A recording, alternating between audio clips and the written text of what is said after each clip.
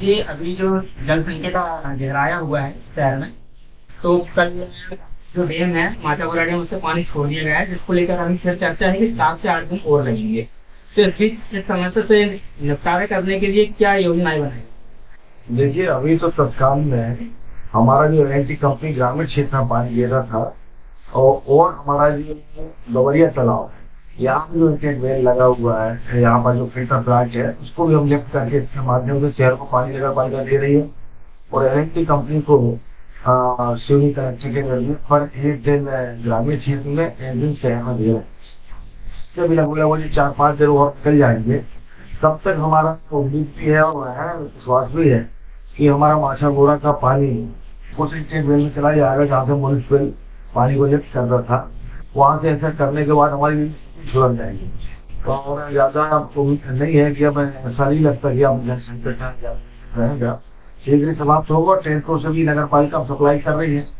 अब पहले जैसे शुरू के 5 दिन हमारे शहर के लिए बहुत बेकार जाएंगे, और वो 5 दिन समझ के चलिए 2.5 से 3 महीना अगर वो स्थिति बनी होती, पता नहीं क्या स्थिति होती हमारे शहर की, हम लोगों की, हमारी जनता की।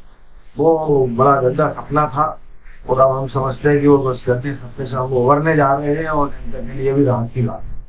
ये अक्सर देखा गया है कि और शहर की जनता भी ये कह रही है कि प्रशासन और जनप्रतिनिधि जब आग लगती है तब कुआं खोदने की तैयारी में रहती है। इससे पहले भी अगर इस चीज को संज्ञान में लाया जाता तो शायद संकट गहराता ही नहीं। क्या कहें? देखिए, 25-30 साल पुराना कोई इंजन लगा है। उस समय किसने लगाया? उस समय ना मैं यहाँ कोई जनप्रतिनिधि था, ना मैं कोई पदों में था। उस समय क्या उन लोगों की कंडीशन रही, किस मापदंडों में उन्होंने किया। और सबसे बड़ी बात यह है कि आज 25-30 साल में इससे नीचे कभी पानी इसका निकाला ही नहीं गया डैम में। आपको याद होगा 2 साल पहले भी हमारे यहाँ कम वर्षा हुई थी, डैम हमारा कुल 50-60% भरा था। उसके बाद भी पानी को बचाया गया और हमारे शहर को पानी पिलाया गया।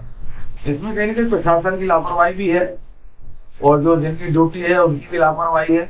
सिंचाई विभाग से लेकर नगर पालिका हो चाहे राजस्व विभाग हो, इन अधिकारियों की जवाबदारी बनती है। पहले हम देखते थे सिंचाई विभाग का अधिकारी हर समय इस बात को ध्यान रखता था कि हमें कितना पानी शहर के लिए छोड़ना है।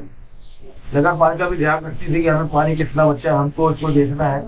और उससे ज्यादा महत्व भूमिका होती थी राजस्व महकमा की भी।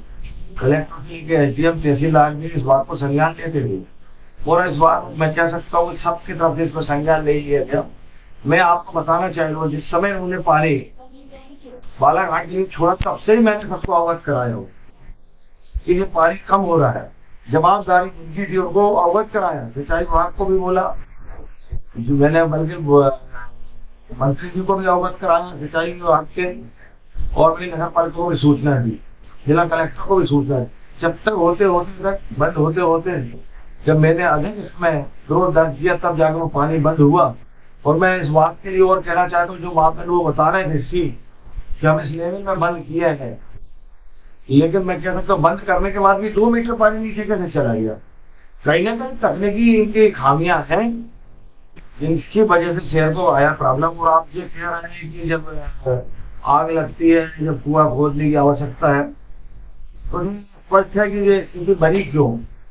अब इसमें हम जनप्रतिनिधि उतने सजग होने के बाद भी हम जनप्रतिनिधियों को ही दोष अगर देते हैं, हमारे विरोधी लोग, तो उनका काम है विरोध करना। मैं कहता हूँ आज शहर में पानी की समस्या थी, एक समय कोरोना काल में भी समस्या थी। उस समय इसी टाइप के लोगों ने इस समय विरोध करने का काम किया। इन्होंने खुद सुना। आप सबको मालूम है कि जब आग लगी जंगल में, तो वो चिड़िया अपनी चोंच से बुझा रहे थे, और वहां बैठा सियार और कौआ कह रहे थे कि तुम चोंच से क्यों बुझा रही, इससे तो बुझने नहीं आगी। तब उसने कही मैं आग लगाने वालों में ना गिनी जाऊं, मैं आग बुझाने वाले में हूँ। तो मैंने भी वही कर्तव्य निभाया, मेरी भी जो कर्तव्य है कि मैं आग बुझाने में काम करूं, पानी लाने में काम करूं, और वो मैंने प्रयास किया हूँ सबके सामने। इस पूरे मामले में आप दोषी कैसे मानते हैं? दोषी सिस्टम को मानता हूँ, जिनकी जवाबदारी थी, जिनकी ड्यूटी है, ये कह सकता हूँ मानव त्रुटि है। ये कोई बड़ी कोई आकस्मिक घटना नहीं है। ये मानव दुर्घटना। इस प्रकार कोई ड्राइवर बस को चलाता है और अचानक से वो झटकी मार दे और एक्सीडेंट हो जाए, इसी प्रकार इन अधिकारी कर्मचारियों ने झटकी मार दी 1 हफ्ते के लिए, और उसने बड़ी दुर्घटना घटी। तो जो दोषी अधिकारी हैं उन पर कोई कार्रवाई होगी? मैंने लिखाऊं, सबको लिखाऊं, ऊपर अपने मुखिया को भी लिखाऊं, विभागों को लिखाऊं, जिला कलेक्टर को लिखाऊं। अब देखना चाहिए कि जिनकी ड्यूटी है, जिनका कर्तव्य, वो काम क्या करते हैं, क्या कार्रवाई करते हैं। दोषियों को सजा मिलना चाहिए, जिसमें दोबारा हमारे शहर की ऐसी न बने।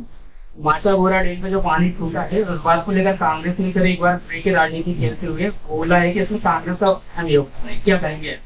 कांग्रेस के योगदान, मैं ये तो अच्छा भैया, आप ही योगदान से आ गया है, आपके योगदान से मैकेनिकल आ गया है, आपके योगदान से सब कुछ हो रहा है। तो मेरे को विधानसभा में चुनाव लड़ना चाहिए, फिर आप ही को सब कुछ करना चाहिए। देखिए, कांग्रेस के काम से विरोध करने का है, कांग्रेस से झूठ बोलने का काम कर रही है। कांग्रेस खत्म हो चुकी है।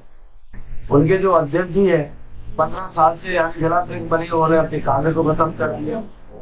वो ऐसे बहुत ही सिद्ध हो रहे हैं जिनकी वजह से हर तरफ आप देख रहे हो। उनके उसके बीसीसीआई के अध्यक्ष यहाँ पर उनने कहा क्या है, वो अपने योगदान बताते करते क्या है। वो अभी तक मैं कह रहा हूँ कि अगर उनकी सरकार होती और इस बात से कमलनाथ जी अगर वहाँ के सांसद होते तो मैं समझ रहा हूँ बहुत तेरी खीर थी कि हमको छिंदवाड़ा से पानी लाना। क्योंकि हमारी सरकार प्रदेश में हमारे सांसद वहाँ बंटी साहू जी है, पॉजिटिव सोच के लोग हैं। हम भी पॉजिटिव रखते हैं कि हमारे यहाँ ज्यादा पानी आए तो बालाघाट भी जाए, वहाँ के लोगों को भी पानी मिले। लेकिन पहले पीने की व्यवस्था हमारे यहाँ हो जाए, ये हमारी सोच है। और कांग्रेस तो अभी आपने देखा था, एक का बड़ा सा ट्रैक्टर में झंडा लेके घूम रहे थे शहर में, और वो उन लोगों का इस तरीके से यहाँ पर व्यवहार था कि वो सिर्फ एक जगह डाले पानी और अपनी वाई कर लें। मैंने अपने तरफ से किसी को नहीं बोला, ना कुछ किया। मैं बताना चाहता हूँ, कांग्रेसियों को हिसाब चाहिए तो मेरे पास आ जाए, मैंने किस किस गाड़ी को कितना पेमेंट किया हूँ, आगे वो देख ले, और उसके बाद ही वो किसी बात को बोले। मेरा तो यही है कि पहले मेरा काम है कर्म करना, काम करना, और मैं काम से ही जवाब देना चाहता हूँ इन लोगों को। इनके लिए ना मेरे पास समय है, ना सोचने के समय है। इनके करने से मुझे फायदा मिल रहा है, जिंदगी जारेगा की है, जामे कुटुंब समाज। इन लोगों के इस तरह के शब्द से मुझे सजगता और प्रेरणा मिलती है कि मैं और बेहतर काम करूं, और सजगता से काम करूं, और ज्यादा मैं लोगों के काम आ सकूं। अभी इसमें ऐसा जल संकट न गिरा, इसके लिए क्या प्रयास? निश्चित है कि अभी मैं देख रहा हूँ नगर पालिका द्वारा जो 52 करोड़ का टेंडर डाला गया है नया पेयजल व्यवस्था के लिए, उसमें भी इंटेक वेल में कुछ खामियां हैं, और इंटेक वेल भी इसी जगह को निर्धारित किया है।